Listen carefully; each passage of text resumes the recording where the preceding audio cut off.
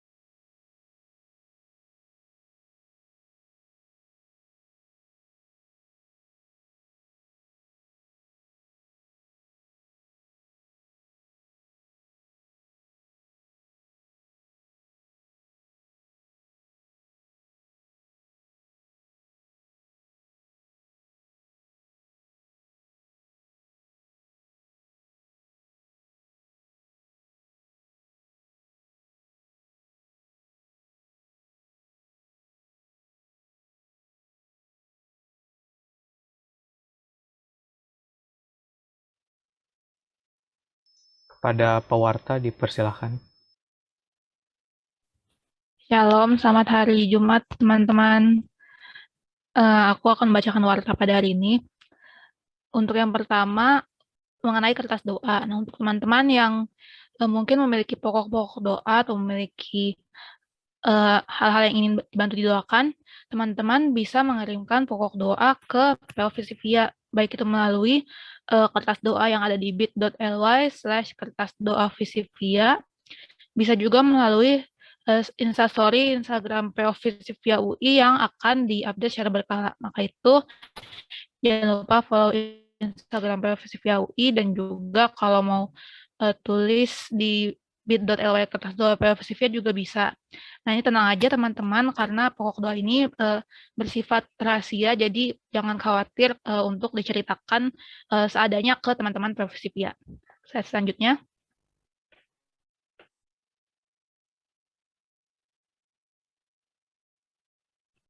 Oke, selanjutnya ada weekly blessing. Nah, untuk teman-teman yang ingin mungkin membagikan bersaksi melalui karya, baik itu melalui tulisan ataupun uh, melalui cover lagu atau melalui apa yang mau sharing apa yang dinikmati dari lagu atau dari kesaksian keseharian, bisa juga mengirimkan ke bit.ly/daftar weekly blessing.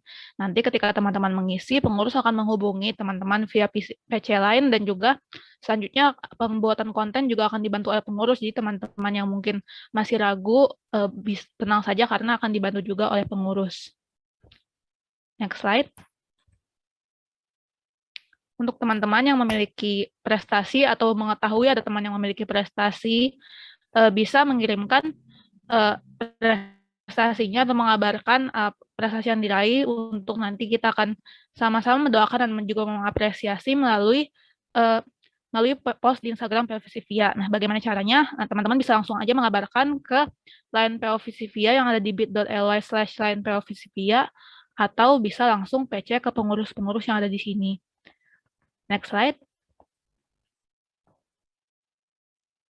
Nah, untuk teman-teman yang ketinggalan PJ atau Perdo kemarin, mungkin karena kelas atau ada kegiatan lainnya, atau misalnya tidak sempat, teman-teman bisa cek di YouTube PO Visipia UI. Di sana udah lengkap banget, ada persekutuan Jumat dan juga pre-and sharing session di minggu-minggu kemarin. Jadi jangan lupa untuk dicek dan juga di-like dan subscribe juga ya.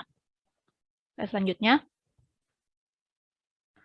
aku mau ucapkan ulang tahun buat teman-teman di PO Visivia yang sedang berulang tahun minggu ini. Ada Ricci, Nicholas, Ruth, Astrid, dan juga Thea. Ada nggak ya teman-temannya di sini?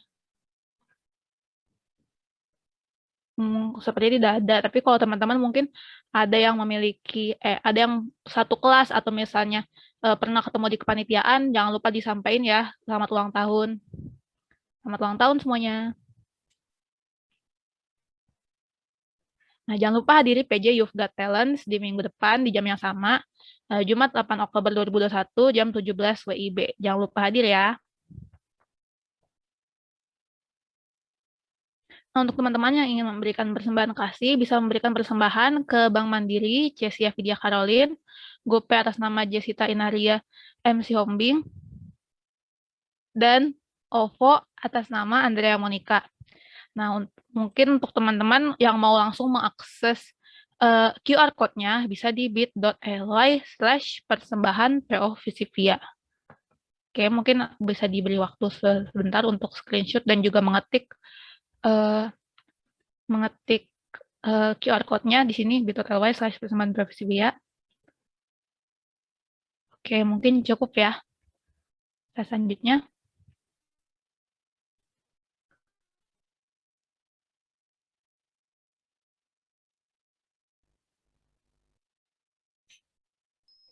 Oke. Berarti awardnya sudah selesai ya. Nah, oke. Boleh langsung ke next slide aja kali. Udah muncul belum? Oke, udah. Nah, jadi tema PSS minggu ini tuh adalah God's Given Gifts. Tapi sebenarnya kalau kalian sudah melihat posternya gitu, di subjudulnya tuh tertulis tema yang lebih rincinya lagi, yaitu tentang kasih Tuhan gitu. Tapi tema cantiknya tetap God's Given Gifts saja gitu, biar surprise gitu kan. Nanti mungkin kalau dengar kasih gitu, kalian apa sih kasih, udah sering banget diomongin di gereja gitu. Apa-apa biar pada datang gitu, biar surprise. Boleh langsung next saya gitu.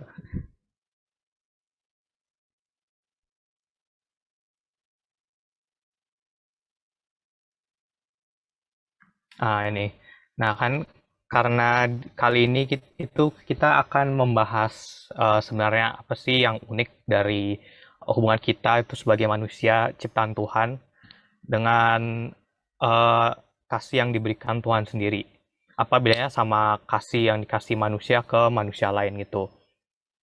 Nah, pertama mungkin coba kita lihat dulu gitu, kasih manusia itu jenisnya ada apa aja gitu. Kan kasih itu bisa datang dalam berbagai bentuk kan ya. Antara anak dengan bapak misalnya, atau antara teman, antara suami istri gitu. Itu semua bentuk kasih kan yang bisa kita ketemukan di kehidupan sehari-hari. Nah, dari semua itu sebenarnya nggak ada gitu kan. Kasih manusia ini nggak ada yang bisa dibilang benar-benar tanpa pamrih gitu. Mungkin pas SMA atau kapan gitu, kalau aku dulu pas SMA, pas kelas agama Kristen tuh, atau di tempat lain gitu kalian mungkin pernah diajarin gitu, kalau kasih itu ada beberapa jenis. Eh, yang pertama tuh ada storge kalau nggak salah. Storge itu kasih antar anggota keluarga gitu. Terus ada kasih antara dua orang yang jatuh cinta itu, eros namanya. Terus ada juga filia yang seperti kasih di antara teman gitulah. Eh, apa namanya intinya. Nah, semua kasih yang diberikan oleh manusia ini kan sifatnya itu transaksional gitu. Kalau orang pacaran pasti saling pengen disayangi kan gitu, kayak nggak mungkin satu satu pihak doang gitu yang memberi kasih gitu, terus yang satu lagi diem doang, itu bukan pacaran kan namanya gitu, itu stalking kali. Terus ada juga kalau misalnya pertemanan juga mungkin nggak bakal bertahan lama gitu kalau salah satunya itu cuman jadi beban gitu temannya. Bahkan antar orang tua dengan anaknya pun dari orang tuanya itu setidaknya masih mengharapkan itu anaknya setelah dikasih makan, dikasih sekolah, dikasih duit uang jajan gitu, jadi membantu gitulah di rumah, atau setidaknya jangan bertingkah lah gitu, jadi anak yang baik lah ya kan. Nah, itu semua bentuk kasih yang tidak sempurna gitu kan. Karena meminta apa namanya timbal balik gitu kan. Eh, kasih yang tidak sempurna ini, kasih manusia ini sebenarnya bisa berasal dari berbagai macam gitu kan. Misalnya orang itu bisa pacaran atau temenan dalam jangka panjang karena mereka merasa kompatibel gitu. Dan kalau misalnya antara teman atau antara orang pacaran itu nggak ada ketertarikan yang sama, begitu apa juga yang mau diomongin gitu kan. Uh, Paling mungkin awal-awalnya pacaran atau awalnya temenan gitu, terus ujung-ujungnya ya karena nggak ada yang bisa diomongin ya udah berpisah gitu. Bahkan kalau di keluarga pun masih begitu. Kalau misalnya kita dilahirkan gitu di keluarga yang berbeda, apa alasan kita gitu buat mengasihi orang tua kita yang sekarang? Atau kalau contoh lain gitu, kalau adik kita gitu, misalnya kalian yang punya adik, misalnya adik kita ini eh, nggak dilahirkan di keluarga kita sendiri, tapi di keluarga lain gitu. Walaupun dikasih nama yang sama, terus kepribadiannya yang sama gitu. Walaupun begitu, jangankan mengasihi gitu, belum tentu kita bakal saling kenal atau saling ketemu gitu kan. Nah, itu kan kasih-kasih manusia. Kalau kasih dari Allah tuh bagaimana gitu? Coba boleh next slide. Mungkin kita bisa buka Alkitab di Yohanes 15 gitu. Ini langsung aku baca aja deh karena singkat kan. Yohanes 15 ayat 14. Di situ tertulis, "Kamu adalah sahabatku jikalau kamu berbuat apa yang kuperintahkan kepadamu, jikalau kamu berbuat apa yang kuperintahkan kepadamu." Gitu. Kalau sekilas itu kayaknya ini sama aja gitu kan, transaksional. Kayak kayak Tuhan mengharapkan ada timbal balik gitu. Malah ini kayak Tuhan meminta dulu, baru kita nanti akan diberi kasih gitu kan. Sangat transaksional gitu, terlihatnya gitu. Tapi sebenarnya ini bukan gitu. Sebenarnya prinsipnya itu seperti walaupun dia apa namanya memerintah, dia itu tetap teman gitu. Ketika kita telah dikasih dan kemudian kita mengasihi Tuhan, yang seharusnya terjadi itu adalah ketaatan kepada Tuhan itu. Ketaatan ini sebagai wujud yang paling dapat dilakukan uh, untuk kita meresponi kasih Tuhan itu. Tapi ketaatan ini bukan cara buat kita mengembalikan gitu ya kasih Tuhan. Kita dikasih A, nanti kita kasih orangnya itu lagi B gitu. Bukan seperti mengembalikan ya, tapi ketaatan ini seperti deklarasi dari kita. Jika kita mengasihi Kristus gitu, jika kita menyebut diri kita sebagai orang Kristen, uh, maka kita akan menaati Tuhan itu. Uh, jika Tuhan sendiri pernah bilang di ayat berapa ya, aku lupa, nggak aku catat. If you love me, you will keep my commandments itu. Kasih kepada Tuhan ditunjukkan melalui ketaatan, dan ketaatan ini kemudian akan memperkuat relasi kasih tersebut. Boleh next slide?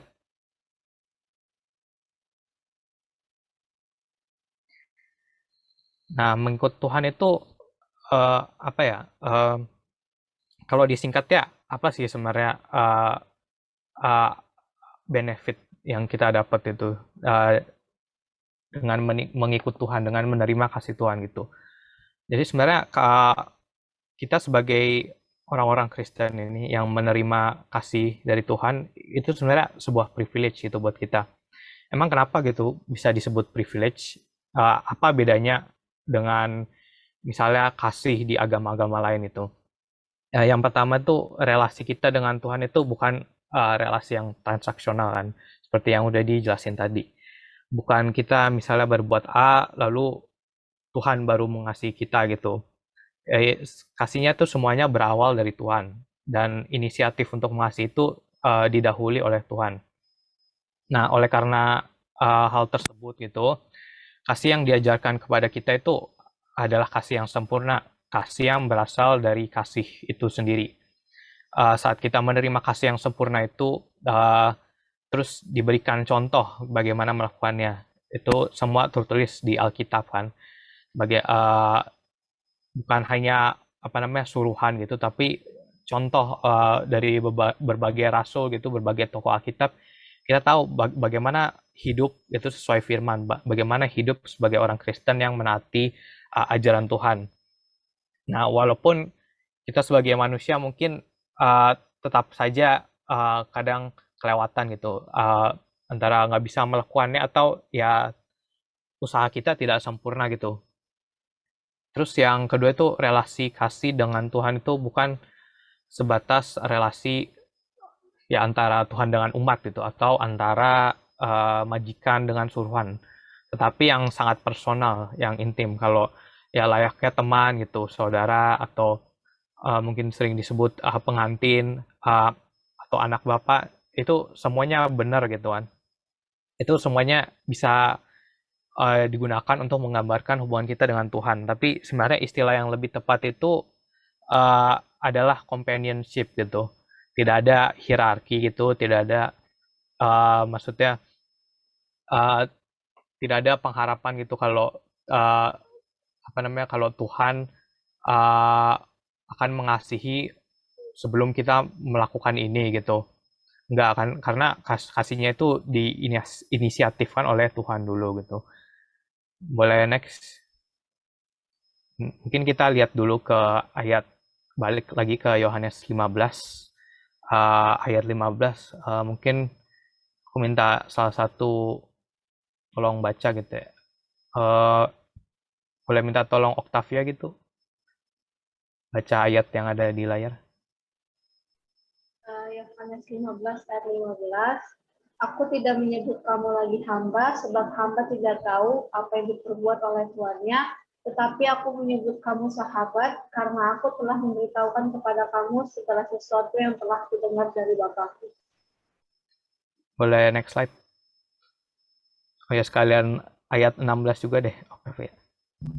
Ayat 16, bukan kamu yang memilih aku, tapi akulah yang memilih kamu, dan aku telah menetapkan kamu, supaya kamu pergi dan menghasilkan buah, dan buahmu itu tetap, supaya apa yang kamu minta kepada Bapa dalam namaku, diberikannya kepadamu. Nah, di ayat 16 ini, itu dinyatakan bahwa sebenarnya penyertaan Tuhan itu tidak hanya mendahului manusia gitu, alfa, tapi akan ada terus hingga akhir zaman gitu, dengan implikasi bahwa ketika zaman ini berakhir gitu, kita akan hidup bersama Dia gitu. Boleh ke slide selanjutnya dulu. Nah, relasi antara bawahan dengan atasan, atau antara majikan dengan suruhan gitu, adalah saat majikan itu menyuruh dan suruhannya itu melakukan tanpa perlu mengetahui semua yang majikannya tahu. atau apa tujuannya dan lain-lain gitu. Nah, sebenarnya tadi kan aku sebut tentang privilege itu. Jadi privilege kita sebagai orang Kristen itu sebenarnya adalah privilege untuk mengenal Tuhan kita dengan dekat gitu.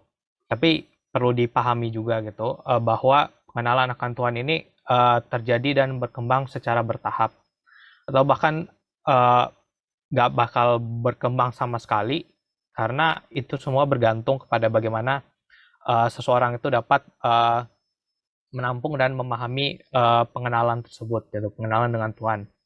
Semua orang bisa antara menampung itu kayak sekedar tahu, oke, baca firman itu, dimengerti. Firmannya berkata kita harus begini, begini, begini gitu. Mengerti kan? Sekedar tahu doang, tapi tidak semua orang bisa memahami, dalam artian memahami ini melakukan gitu. Karena ya sebagai orang Kristen, setelah kita memahami, sudah layaknya kita langsung melakukan gitu apa yang disebut di Alkitab tentang seluruh hal terkait pengenalan dengan Tuhan gitu. Nah, di sini ada beberapa cara kali untuk mengenal Tuhan lebih baik gitu. Nah, yang pertama itu pengenalan dengan Tuhan itu membutuhkan hikmat itu. Kalau kita lihat di 1 Korintus 1 ayat 25 sampai 28. Mungkin aku langsung bacain aja ya. 1 Korintus 1 ayat 25 sampai 28. Sebab yang bodoh dari Allah lebih besar hikmatnya daripada manusia, dan yang lemah dari Allah lebih kuat daripada manusia. Ingat saja saudara-saudara bagaimana keadaan kamu ketika kamu dipanggil. Menurut ukuran manusia tidak banyak orang yang bijak, tidak banyak orang yang berpengaruh, tidak banyak orang yang terpandang. Tetapi apa yang bodoh bagi dunia dipilih Allah untuk memalukan orang-orang yang berhikmat. Dan apa yang lemah bagi dunia dipilih Allah untuk memalukan apa yang kuat. Dan apa yang tidak terpandang dan yang hina bagi dunia dipilih Allah. Bahkan apa yang tidak berarti dipilih Allah untuk meniadakan apa yang berarti. Hikmat, nah itu ayat terakhir ya 28 itu. Jadi hikmat kita itu hanya dapat bertumbuh dan berkembang jika pengalaman-pengalaman kasih kita itu bersama dengan Tuhan itu. Hikmat itu tidak akan menjadi lebih dewasa kalau kita tidak hidup berelasi dengan Tuhan gitu. Jadi kalau dari ayat tadi kan disebut sebenarnya hikmat yang dimaksud manusia itu berbeda dengan hikmat yang dimaksud di Alkitab. Bukan hanya berbeda doang, tapi kayak bertolak belakang gitu. Kalau Paulus gitu pernah bilang kan, apa yang dianggap oleh Tuhan itu penting gitu. Paulus di Korintus ini menulis kayak apa yang dianggap Tuhan itu penting, itu dianggap oleh logika manusia itu sebagai hal-hal yang tidak berarti gitu. Dan itu kita juga pasti pernah melihat lah itu contohnya kayak banyak orang mikir ngapain sih kayak beragama gitu, ngapain apa gunanya kehidupan spiritual gitu, kayak nggak ada nggak ada manfaatnya, itu logika dunia gitu. Nah, untuk mengenal Tuhan lebih baik ini juga berkaitan dengan Roh Kudus dalam kehidupan sehari-hari kita. Karena kita kan bukan sekedar suruhan gitu kan. Maka Tuhan tahu dan peduli akan well-being kita sebagai orang-orang terdekatnya gitu. Orang yang berelasi dekat dengan Tuhan akan menyadari hal-hal yang salah, hal-hal yang diperkenankan Tuhan, bahkan dalam pengambilan keputusan yang penuh hikmat itu. Jadi artinya membangun relasi dengan Tuhan itu berarti menjadi lebih peka dengan tuntunan Roh Kudus di kehidupan sehari-hari. Dan Roh Kudus ini dihadirkan Tuhan kepada kita gitu untuk menuntun kita dalam langkah-langkah kita. Gitu. Nah, Tuhan kan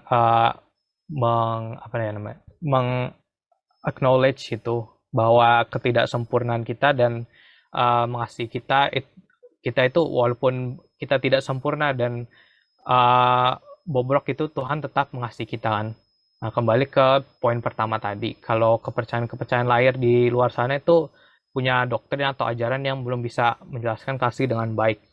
Hubungan yang ada itu di situ, di kepercayaan-kepercayaan lain itu antara manusia dan Tuhan adalah hubungan yang transaksional, di mana manusia itu perlu mencapai suatu titik kelayakan untuk dapat dikasih atau paling tidak diberi upah atau imbalan. Imbalannya ya bisa berupa misalnya kesenangan atau kekayaan di dunia atau di akhirat nanti gitu kan. Tapi kalau di Kristen sendiri melalui pengorbanan yang sudah dilakukan Tuhan Yesus di kayu salib, Tuhan itu tidak sekedar gitu meng-acknowledge bahwa uh, kita itu bobrok, tapi Tuhan juga yang turun untuk menyelamatkan kita dari kebobrokan itu. Tuhan kita adalah Tuhan yang bertindak dengan aktif dan keselamatan hanya berasal dari Tuhan kita yaitu Yesus Kristus. Nah, relasi kasih dengan Tuhan itu terpancar keluar dan kepada relasi kita dengan orang-orang yang Tuhan tempatkan di sekitar kita dan kepada lingkungan, kepada makhluk hidup lain dan seluruhnya yang telah Tuhan ciptakan dan tempatkan di dekat kita. Boleh next.